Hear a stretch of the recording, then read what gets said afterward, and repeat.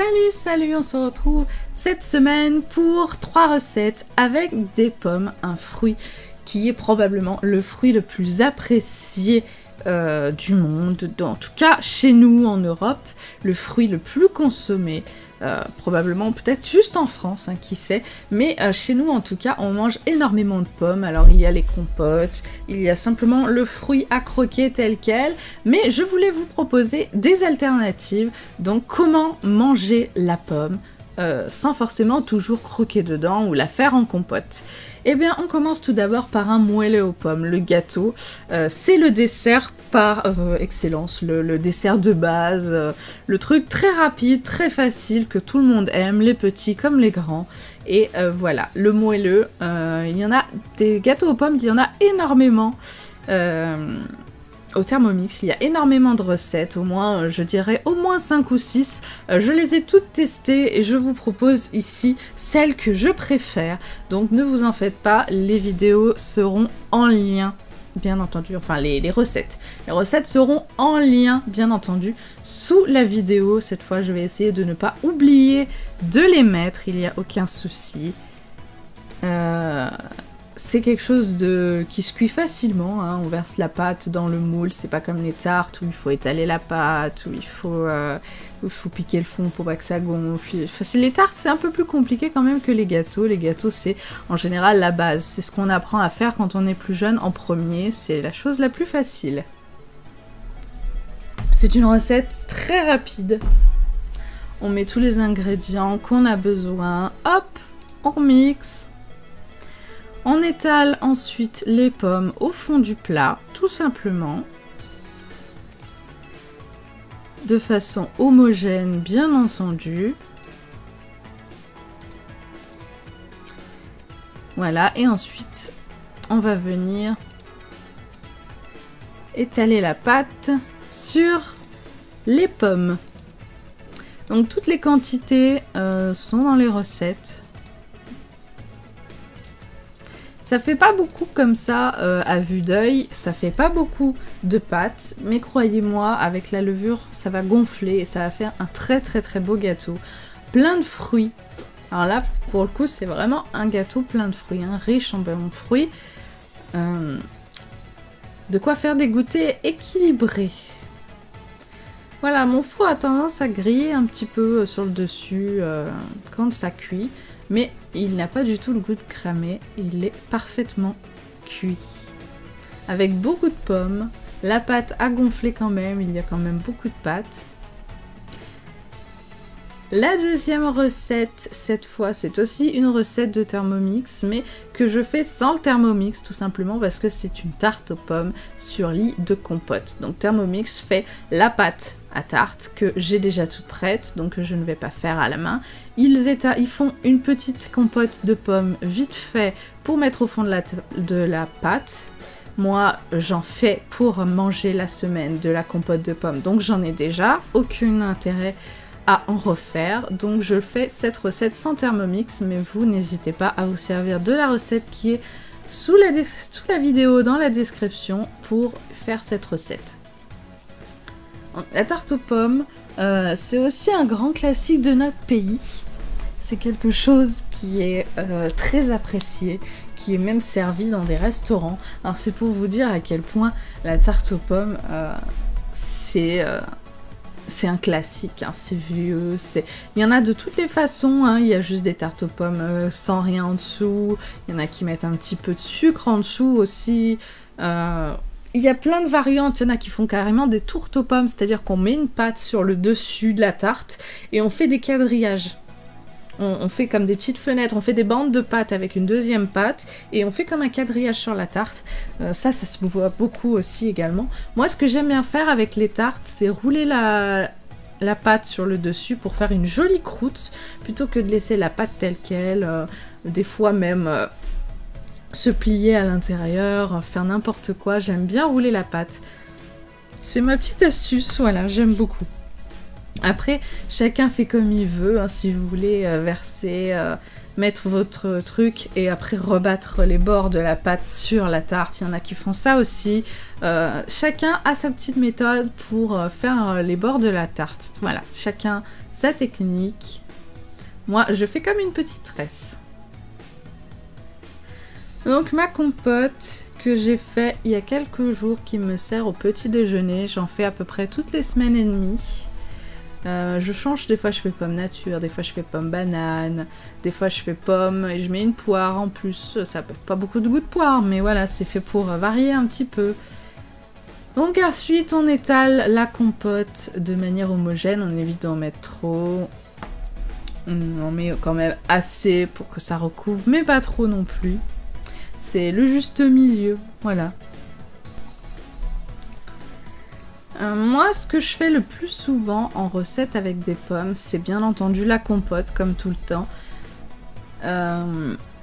Mais aussi, si on oublie la compote, c'est vrai que je fais aussi beaucoup de gâteaux aux pommes. J'ai des recettes de gâteaux yaourt, souvent je mets des fruits dedans et souvent c'est des pommes. Donc après c'est intéressant de goûter plusieurs recettes, plusieurs variantes de recettes. Il y a des recettes de gâteaux aux pommes comme celle que j'ai fait là où il y a de la crème. Il y en a d'autres où il n'y en aura pas, où il y aura du lait, où il y aura... Chaque recette est différente. Et chaque recette mérite d'être goûtée et testée. Donc là c'est quand même la partie la plus longue de bien étaler correctement la compote sur la pâte. Donc je n'avais plus beaucoup de compote après ça, donc il faudra bien entendu que j'en refasse.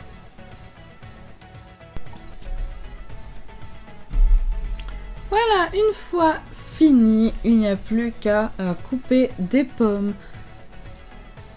Éplucher bien entendu, hein, parce que on a tendance à mettre les pommes dans la garniture, pas éplucher, et ben le chéri n'aime pas, voilà. Moi ça ne me dérange pas, hein, les pommes avec la peau sur la tarte, mais le chéri n'aime pas, la belle famille non plus, personne n'aime, voilà. Donc ils se plaignent tous après et personne ne veut la manger. Donc cuisiner pour des personnes qui sont compliquées au niveau de ce qu'ils aiment et de ce qu'ils aiment pas, c'est toujours un défi, mais c'est un défi que je relève tout le temps. J'essaye de faire plaisir à tout le monde, j'essaye que tout le monde voilà, aime, que ce soit facile, de pas me prendre la tête non plus à faire plein de choses différentes parce que y a un anniversaire mais il faut faire 3 repas différents, 3 desserts différents parce qu'il y a un tel qui aime pas ça, un tel qui aime pas ça. C'est compliqué. Donc ils aiment pas la peau, je mets pas la peau, tant pis. Donc on fait des petites tranches. Une fois qu'on a enlevé la peau, qu'on a enlevé le milieu, le trognon, on fait des petites tranches de pommes, pas trop fines, pas trop épaisses non plus, qu'on va venir disposer sur la pâte. Alors là, je les ai disposées l'une à côté de l'autre, mais il aurait fallu les mettre un peu plus en quinconce, c'est-à-dire les morceaux de pommes, les uns à moitié sur les autres d'avant, parce que c'est vrai que ça réduit quand même beaucoup à la cuisson. Et c'est vrai que j'y ai pas vraiment pensé parce que je fais pas beaucoup de tarte aux pommes. Voilà, au début j'ai mis un peu en quinconce comme ça, et puis après j'ai posé directement à côté, voilà. Et du coup, ça cuisson, ça rétrécit et les pommes étaient beaucoup plus petites. Ça, c'est vrai que c'est quelque chose qu'il faut penser, hein. Il aurait fallu que j'épluche une pomme de plus, donc j'en avais pris 4, j'en ai épluché 2, je me suis dit ça ira, et finalement il en faut au moins 3. Si vous aimez qu'il y ait beaucoup de matière, vous pouvez encore plus les serrer, en mettre encore plus et en mettre une 4e, mais là ça va être difficile après. Mais vous pouvez si vous aimez qu'il y ait beaucoup de pommes. Ces pommes sont très mûres, donc c'est vrai que j'ai pas mis tellement de sucre dans la compote. Là c'est pareil, elles sont très mûres mes pommes. Elles sont dans ma cave, je les conserve dans ma cave parce qu'il fait frais. Il fait noir, il n'y a aucune humidité, donc c'est vrai que ça se conserve très bien. Il y en a très peu en général qui pourrissent, j'en jette quasiment pas.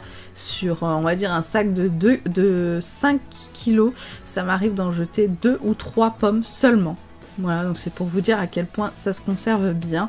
J'essaye de faire la compote, j'essaye de faire des réserves, c'est-à-dire que je fais 2 ou 3 fois de la recette de compote, j'en mets dans 2 ou 3 bocaux, et je stérilise 2 bocaux, j'en garde un pour la semaine dans le frigo, et en général après je le mets à la cave.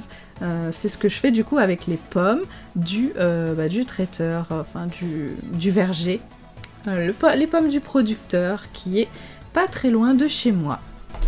Voilà, c'est parti pour cuire. Vous voyez que là les pommes elles sont quand même bien disposées, et ben voilà, elles ont légèrement rétréci, donc c'est vrai que ça fait pas énormément de pommes. On voit beaucoup la compote au milieu, alors qu'avant on la voyait quasiment pas. C'est vrai qu'il aurait fallu une pomme de plus, serrer un peu plus, voilà. Mais après c'est suivant les goûts de chacun, ce que vous aimez. Vous pouvez même mettre un peu de gelée dessus, ce que faisait ma grand-mère sur la tarte. Donc pour la dernière recette, nous partons aux USA avec un crumble de pommes. Donc le crumble, c'est typiquement une recette qui vient des USA, hein. Ce n'est pas du tout une recette de chez nous. Maintenant nous en voyons beaucoup chez nous. Tout le monde dans le monde fait du crumble. C'est... voilà. C'est un peu comme les frites, hein. Ça vient d'Europe, mais il y en a partout. Ben ça c'est un peu pareil. Le crumble, ça vient typiquement des USA, comme le cheesecake vient d'Angleterre, mais maintenant on en consomme partout. Il y a des recettes, beaucoup de recettes d'ailleurs, et là c'est la recette du crumble aux pommes classique, hein, la recette classique de Thermomix, qu'il y a d'ailleurs dans votre livre vert ou votre livre blanc. Je crois qu'il est dans le livre vert, hein, il me semble. Laissez-moi vérifier que je ne dise pas de bêtises. Oui, cette recette est dans le livre vert et le livre blanc de votre Thermomix, suivant si vous avez le TM5 ou le TM6. Donc c'est vraiment la recette basique, mais c'est quasiment la seule recette de crumble que mon chéri aime. Donc bah moi, c'est vrai que ça me fait plaisir de faire des recettes que tout le monde aime, parce que au moins ça permet de ne pas cuisiner pour rien. Tout le monde mange et ça fait plaisir quand tout le monde mange. Mais c'est vrai que la pâte à crumble, c'est quand même quelque chose de gras. Si vous avez vu, j'ai quand même mis 100 g de beurre pour faire cette petite pâte à crumble qui doit bien entendu, attention, ressembler un peu à du sable, hein. La texture doit être exactement comme ça. Il ne doit pas rester des gros morceaux de beurre collés à des endroits. Si c'est ça, remettez dans le bol et remixez une autre fois, parce que c'est que vous avez sûrement fait des morceaux de beurre un peu trop gros. Donc après, vous pouvez, si vous n'aimez pas que ce soit trop gras, si vous voulez une variante un peu plus légère, vous pouvez bien entendu remplacer les 100 g de beurre par 70 g d'huile. La texture par contre sera un peu différente, mais ce sera plus léger. La texture de la pâte du crumble sera vraiment différente que si on met du beurre. Ça sera moins sec comme ça fera moins sable, mais un peu plus pâteux. Mais honnêtement, c'est plus léger si vous voulez éviter de manger trop calorique. Si vous aimez pas trop de sucre, parce qu'il y a quand même 80 g de sucre dans la pâte à crumble. Si vous n'aimez pas non plus trop de sucre, vous pouvez réduire cette dose comme vous aimez. C'est vous qui voyez. Donc là, on fait pas une compote, attention. On fait juste une petite compotée de pommes, une petite... on fait cuire un peu des pommes pour qu'elles fondent légèrement, qui va nous servir du coup pour notre base du crumble. Donc le crumble se décline maintenant énormément en version salée, hein. C'est pour vous dire, quelques jours avant, j'ai fait un crumble poireau saumon et je me suis vraiment régalée. Donc la seule différence avec la pâte, c'est qu'on ne met pas de sucre. Voilà, c'est tout. Sinon, il n'y a aucune différence. En général, on met même du parmesan à la place du sucre dans la recette de la pâte. Mais sinon, c'est pareil, hein, farine, beurre. Moi, j'ai mis de l'huile à la place parce qu'il voulait que le beurre soit mou. Et j'avais pas pensé à le sortir du frigo, donc j'ai mis de l'huile à la place. C'est honnêtement très léger, c'est super bon. Donc une fois les pommes cuites, on les met au fond d'un plat à gratin. On répartit du coup le crumble dessus. Donc attention, le crumble, c'est la pâte, hein, qu'on appelle le crumble. Les fruits en dessous, ce n'est que la garniture, l'accompagnement. Ce qu'on appelle littéralement le crumble, c'est bien la pâte, la partie sablée sur le dessus. Donc après, c'est un peu original, hein, d'avoir comme un peu une tarte à l'envers, hein, d'avoir les fruits en dessous et la pâte au-dessus. Je sais que tout le monde n'aime pas le crumble, mais il existe en plein de versions. Il existe avec des fruits rouges, alors c'est extrêmement bon, le crumble aux fruits rouges. Oh, c'est vraiment un régal. Les crumbles salés, j'en ai extrêmement testé beaucoup. Les crumbles sucrés, aussi, et croyez-moi, j'en suis extrêmement fan, mais quand même il faut faire attention à ne pas en faire trop souvent, parce que comme je l'ai déjà dit, la pâte est assez grasse quand même, donc faut faire attention à pas trop mettre de sucre, et le beurre, on peut remplacer par de l'huile, même de l'huile d'olive une fois, j'ai testé, et c'était super bon.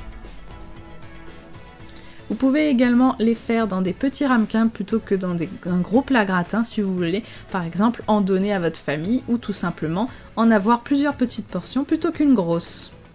Donc le gratin est vraiment bien doré, il est prêt et il va être mangé. J'espère que cette vidéo vous a plu, je vous retrouve dans les commentaires pour papoter avec vous de tout et de rien. N'hésitez pas à me dire si vous avez déjà fait des crumbles, des tartes aux pommes et des gâteaux aux pommes. N'hésitez pas à me dire quelle recette vous avez testé avec des pommes sur votre Thermomix ou même sans Thermomix. Et je vous dis eh bien à jeudi pour une vidéo assez spéciale.